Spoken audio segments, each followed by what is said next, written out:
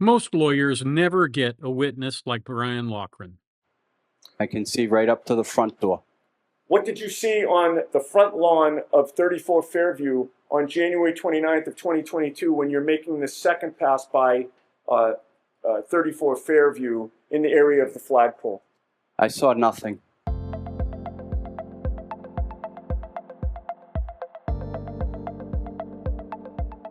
Hi, Tony DeWitt here. I'm a Missouri appellate attorney, retired, and I bring you a fresh perspective on the law without offering any legal advice. So pull up a chair. This is what we're discussing today. Brian Loughran is the kind of witness that attorneys love to have on direct exam and absolutely hate to cross-examine. And today, we see why that is. As I mentioned in the last video, one of the things that often screws up people who are planning a murder is the witness that they're not expecting, that they're not counting on. And Brian Loughran is that witness for the prosecution, or I should say, for the conspirators who set this whole thing up. He is that guy because he was the one guy they didn't count on. It's interesting how when it snows, everybody can't wait for the snowplow to come and clear off the street. But they think very little about what that man or woman might have seen during their route. And of course, that is the central problem for the prosecution here. We actually have a pretty observant public servant here who pays attention to what he's doing. And, well, first he goes through his background in Canton. May I proceed, Ron? Yes. Good morning, sir. In a good loud voice, would you please state your name and spell your last name? Sure, it's Brian Loughran, Loughran. In what town do you live, sir? I live in Canton. Where did you grow up? In Canton. How long have you lived in Canton? All my life. Did you attend Canton Public Schools? Yes, I did. Through which grade? I graduated from Canton High School. What year did you graduate? 1990. Do you have brothers and sisters? Yes. How many? I have two brothers, one sister. What are their names? Christopher, Michelle, and Michael. And where do you fit in the order? I fit in between Michelle and Michael. You're the second youngest. Correct. How old is your brother Michael? Michael is 53. What does he do for work? He owns his own driving school, and he was a member of the select board. And you say he owns his own driving school. In which town? Canton. And you mentioned that he's a member of the select board. For which town? Town of Canton. And what is the select board in Canton? It's the governing body for the town. Having grown up in Canton, are you familiar with the Albert brothers? Yes, I am. Which ones? All of them. Can you name them? Brian, Chris, Brendan, Keith, Kevin, and Tim. Of those Albert brothers, whom do you know the best? Chris.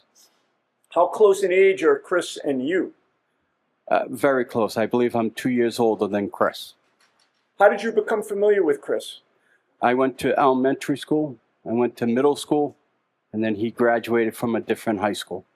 Having established his bona fides as far as being a Canton resident and everything, he then testified about how he knew all of the Brian Albert's brothers and all of the Albert family. But then he testified about his pride and joy, the Franken truck. What truck or snowplow were you assigned in those early morning hours? I was assigned truck 30. And does that have a particular nickname? Yes, it's considered a Franken truck. You said Franken truck. Yes. Like Frankenstein. Yes. Why was it nicknamed Franken truck? It was a very uncomfortable truck, and it had a lot of mishmash of parts to make it more convenient for the drivers. I'd like to show you some photos, sir. Okay. Mr. Loughran, I've placed 4 photographs in front of you. If you could just familiarize yourself with them and look up at me when you're done. Do you recognize what is depicted in those photos? Yes, I do. And did you take those photos? I did. At my request? Yes. What do those photos depict? They depict the inside of truck 30 or Franken truck. And is there one that actually depicts the outside from the front as well? Yes. Do those photos fairly and accurately depict Franken truck as it looked on or about January 29th of 2022? Yes. Then he testifies about the visibility that he has from old Franken truck and to the basics of plowing snow and how snow comes off of the plow itself. Okay. So you see more when you're looking straight out and then diagonally out, correct? Correct. You can see farther? Correct. Now, how about in terms of you being situated in the vehicle? How high up is the driver's seat? Driver's seat is an air ride seat, so it can adjust accordingly. What is an air ride seat? It is adjusted by air, and it can go up or down depending on the driver's. And how long did it take you to do the circle check, to put your snacks in the car and water, and to make sure the car or the truck is filled with diesel fuel? About 5 minutes. All right, so if you get there at 2:15, is it fair to say that you're ready to go on the road somewhere around 2:20 or 2:25 a.m.? Correct. And when you did start to go out on the road at around that time, how was the seat adjusted? I adjusted the seat up so that my knees would hit the bottom of the steering wheel. How big is that steering wheel on the truck? It's fairly large. It's larger than a regular passenger vehicle. It's very large. As of January 29th of 2022, were there any obstructions on any part of the windshield that would prevent you from having a clear view in any direction through the windshield? No. Once you got into that truck in those early morning hours, how far could you see in front of your truck? As far as my eyes would let me see. And how far could you see diagonally? Diagonally, probably, again, as far as my eyes would let me see. All right. Now, you get on the road. When you plow, is there a particular method that you use? Yes. Describe that. I start in the middle of the road and work to the right, angling the plow to the right. Are you familiar with the term ring row right? Yes. Could you explain that to the jury, please? Sure. Ring row to the right is the amount of snow that's coming off the plow, creating a row. We angle everything to the right so that it does not impede on traffic on the left. Then we get to the meat of his testimony, which is a snowplow driver with very bright lights shining way ahead of him and off to the right so that he can clearly see where the edge of the road is and that sort of thing, and any obstructions. He testifies what he saw when he went by 34 Fairview multiple times. And these were after the point in time when Karen Reed was long gone. How much of the front lawn of 34 Fairview could you see? I could see all the way to the front door. What obstructions were there at the time when you first passed the Alberts residence? None. Were you familiar with the area of the flagpole on the left side of the property? Yes. Now, when you are plowing, sir, where is your attention focused? My attention's focused out the front window, to the right and to the left. Why? I am looking for pedestrians. I'm looking for residents that may be backing out, not aware that I'm there, and God forbid, animals. How much of the time that you're plowing are you scanning the road? All the time. Now, as you're passing 34 Fairview, could you see the area of the flagpole at 2:45 in the morning, sir? Yes. What was on the ground on the Alberts lawn at that point in the area of the flagpole? Nothing.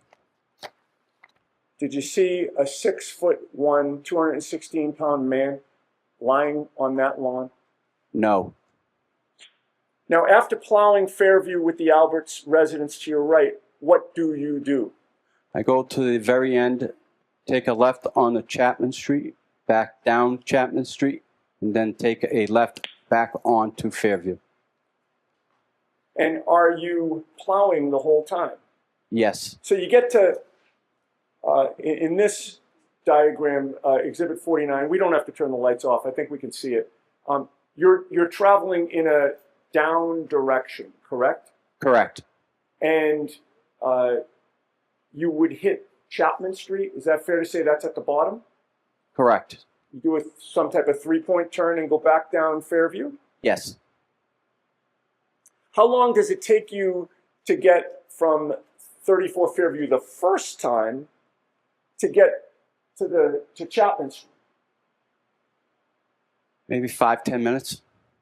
And then how long does it take you to get from Chapman Street back down so that you're now passing 34 Fairview again? Again, about 5-10 minutes. And when you're coming back down, what side of the road is 34 Fairview? On my left. When you pass 34 Fairview at that time, are there any obstructions preventing you from seeing the front lawn? None. Was there any difference in the lighting on your truck when you were coming back down? No. Where is your attention focused when you're passing 34 Fairview on your left? Again, out the front, right and left. And how much of that front lawn are you able to see on 34 Fairview when you're coming back down from Chapman? I can see everything. I can see right up to the front door. What did you see on the front lawn of 34 Fairview on January 29th of 2022 when you're making the second pass by 34 Fairview in the area of the flagpole? I saw nothing. After that, Mr. Yannetti drills down a little bit further on what he might have seen while he was doing his plowing. When you come back to the area of Fairview Road the second time, are you on the Cedar Crest side, which is on the top of Exhibit 49, or the Chapman side, which is on the bottom of Exhibit 49? I'm on the Cedar Crest side. And when you approach it from the Cedar Crest side, are you approaching from the same direction that you did for the first time up and down pass, or a different direction? Same direction. All right, so you're now coming down Cedar Crest again, correct? Correct. Fairview's on your left. Yes. Did you take that left, or did you do something else? I did not take the left. At that point, I could have taken the left. I can make a decision depending on how much snow there was on the ground. I ended up going all the way to the end as if the first time. All right, and you did your same turnaround in the cul-de-sac? Correct. And now you're approaching the intersection of Cedar Crest and Fairview again, correct? Yes. What do? I take the right onto Fairview. How was the weather at 3:30 in the morning when you're now in that area of Fairview and Cedar Crest? It's snowing fairly hard now. Do you recall how much snow was on the ground at that point? Maybe 2-3 inches. And at about 3:30 in the morning, how far could you see in front of you, again, straight and diagonally in front of you, As far as my eyes would let me see. as a result of the lighting on your truck? Correct. Now, you take the right onto Fairview. Describe for the jury what you see in the road at that point. As I make my right onto Fairview, I notice that there's a vehicle on the right-hand side, roughly in the area of the flagpole, in front of 34 Fairview. Okay. And did you make note of what type of vehicle that was? Yes, What type of vehicle was that? a Ford Edge. What direction was that vehicle parked when you saw it? It was parked nose going up Fairview. Toward Chapman? Yes, So you're coming up from behind it? correct. Do you see the rear of that vehicle? Yes, And was it parked adjacent to the Albert property, or was it across the street from the Albert property? adjacent to the Albert family. And how close to the area of the flagpole was that Ford Edge parked at 3:30 in the morning? I can't give you an exact measurement, but looking at the front door, it was about 3 feet to the left of the front door in the area of the flagpole. So in between the front door and the flagpole. Now, what caused you to remember that there was a Ford Edge parked at 3:30 outside the Alberts residence that night? For as long as I can remember, they have never parked a vehicle in front of their house. They've always had enough ample parking in the driveway. What policies or protocols of the DPW are in force when vehicles are parked on the street or the road during a snow emergency? There is no parking allowed. We are supposed to notify our supervisor when there is a vehicle in the way. At that point, the supervisor will make attempt to call the resident or have the police show up at the resident. And then if they can't get the car removed, the car gets towed. Sir, did you follow protocol that night? I did not. Why not? Knowing the Albert family, knowing that there was a first responder, I gave them respect and opted not to follow procedures. How did the presence of that Ford Edge parked on the side of the road affect your direction of travel? I had to go around the vehicle. How did you maneuver around it? I had to maneuver to the left, go up, and then maneuver back right into my lane, and then continue up Fairview. And at any point when you were maneuvering to the left and then angling back to the right, could you see part of the front lawn of the Alberts? Yes. Were you able to see any part of the area around the flagpole? Yes, as I maneuvered back right. And when you maneuvered back right and saw that area, what, if anything, did you see on the ground in the area of the flagpole? I saw nothing. All right. So now you've passed 34 Fairview again. Where do you go? I go back to the top of Chapman, and again I do a left and a right and head back down Fairview. Another 3-point turn. Correct. So now you're doing your second up and down, correct? Correct. All right. So you then enter Fairview again, coming back down from Chapman. And how long does it take you to get back down to the area of 34 Fairview? Again, about 5-10 minutes. Now, you are now approaching 34 Fairview, and it's on your right or your left this time. Again, it's on my left. What, if anything, did you see in the road at that point? Again, I saw the Ford Edge in the road. Now it's on your left side? Yes. And then in the coded language that we've been told to expect, he talks about having a conversation with the FBI agents and explaining to them what he saw. Skipping ahead to the next year, sir, 2023, were you approached by law enforcement officers who were not Canton Police or Massachusetts State Police? Yes. Without telling us what you told them, did you speak to them? Yes.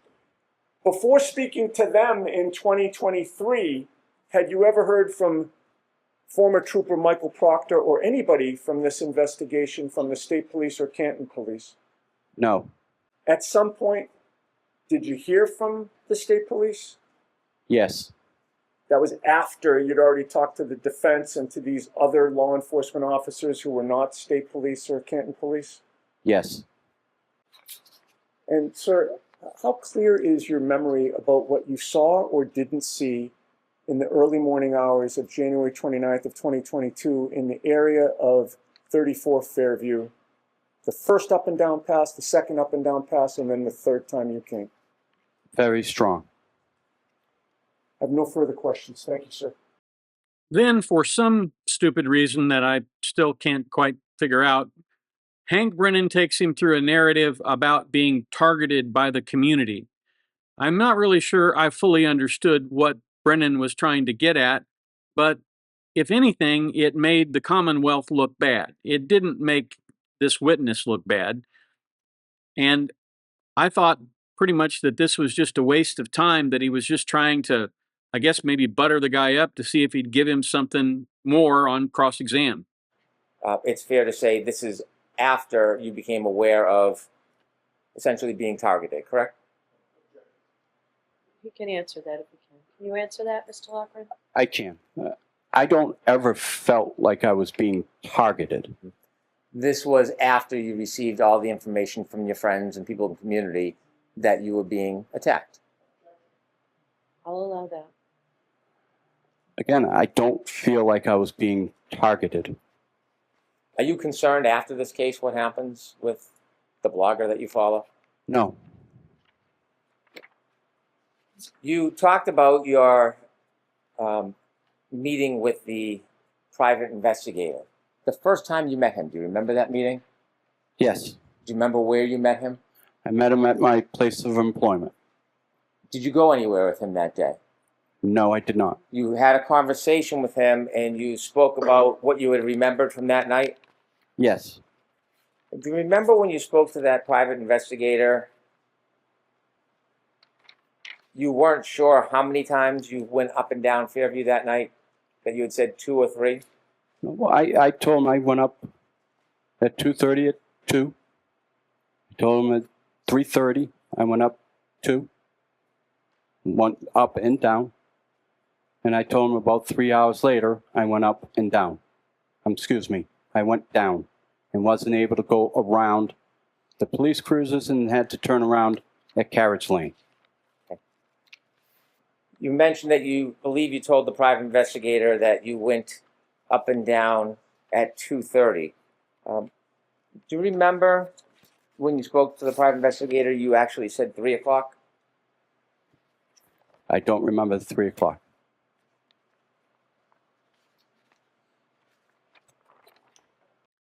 I am not going to play a lot of Hank Brennan's cross-examination.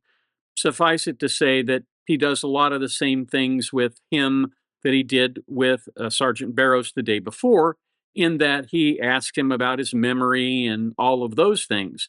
And normally those are fair questions, but the way he does it, it just doesn't make a whole lot of sense, at least not to me. As he did to Officer Barrows, or Sergeant Barrows, I should say. He then goes on to talk about what he remembered from testifying previously. And again, this witness hasn't seen the transcript. He doesn't have any idea what the transcript says. And it's been almost a year, or maybe even a little longer than a year, since he testified. So he tries to beat him up with some minor inconsistencies and some inconsistencies with respect to time. But here's the problem: those minor inconsistencies with respect to time have absolutely no impact on what he observed and what he saw. And of course, that's the point that Mr. Yannetti makes when he does redirect. Sir. You were asked by Mr. Brennan about whether you saw a dumpster that night. Do you recall that line of questioning? I do. In the aftermath of January 29th of 2022, was a dumpster all over the news for the next 3.5 years? Not that I'm aware of. You were asked about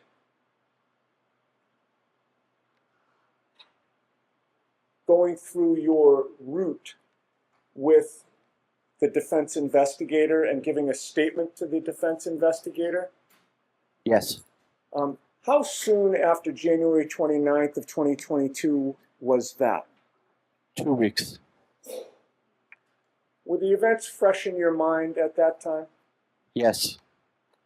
Finally, actually not finally, I've got 2 more points, but they're both brief. You had mentioned that night you actually misjudged and hit a net.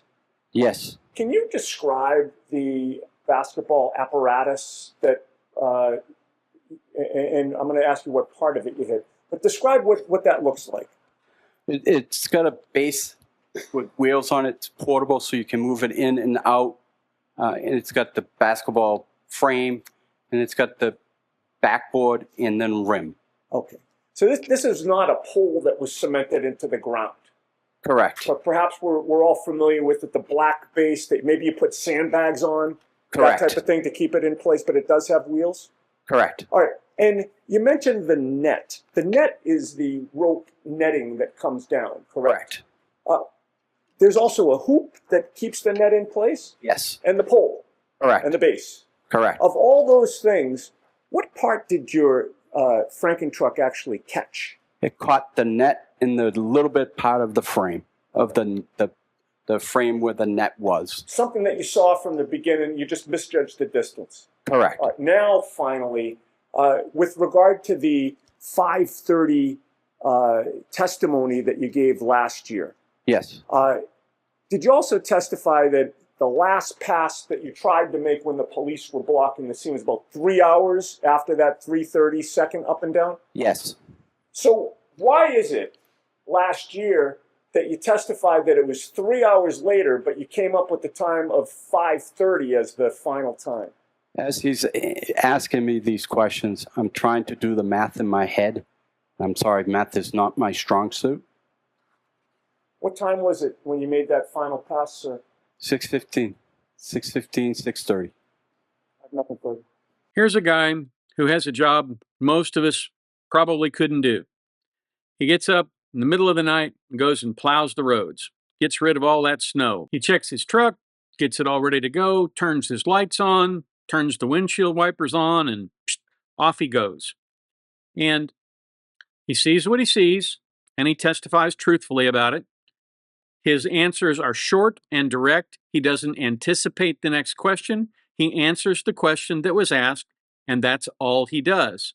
And when, of course, Brennan tried to put words in his mouth about being targeted, he said, "I didn't feel targeted," which, again, is a great way to respond when somebody asks you a leading question that is leading you the wrong way. You have to bring them back on the right side. All in all, I felt like this was a very good witness for the defense, and it completely undoes the narrative of the man being out there lying in the snow from, 12 o'clock midnight. And truthfully, there really isn't anything that the Commonwealth can do to bounce back from this testimony. If the jury believes him, game, set, and match. Between Barros and Mr. Loughran, there is absolutely no way the thing could have occurred the way the state says that it occurred. It just doesn't add up.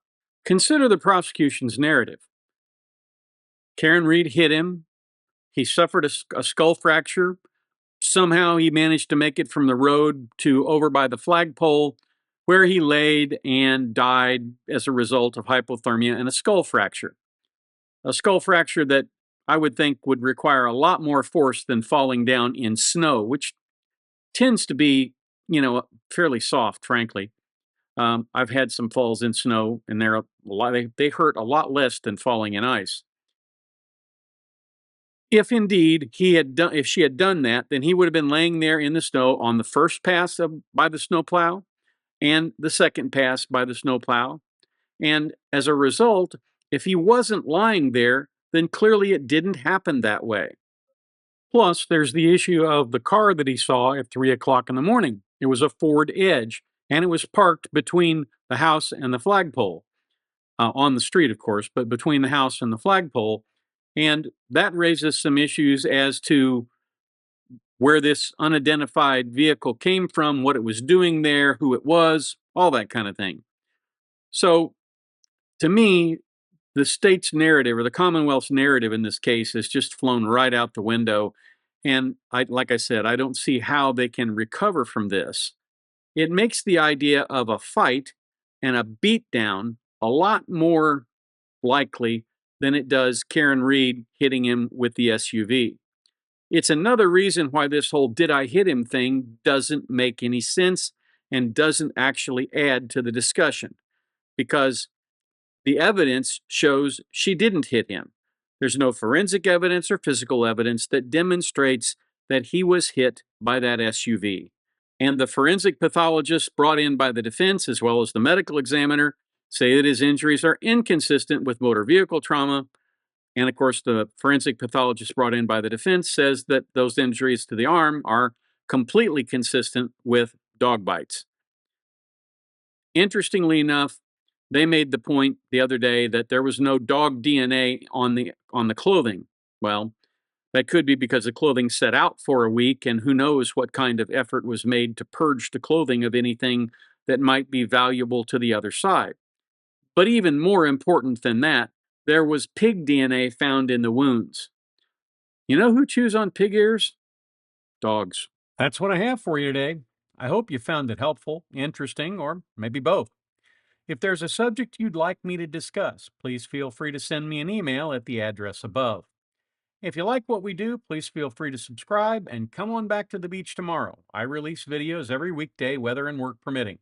If you have the opportunity today, do a kindness for your fellow man. It makes the world a better place, one kind act at a time. And now, YouTube has some suggestions for other videos of mine that you might like.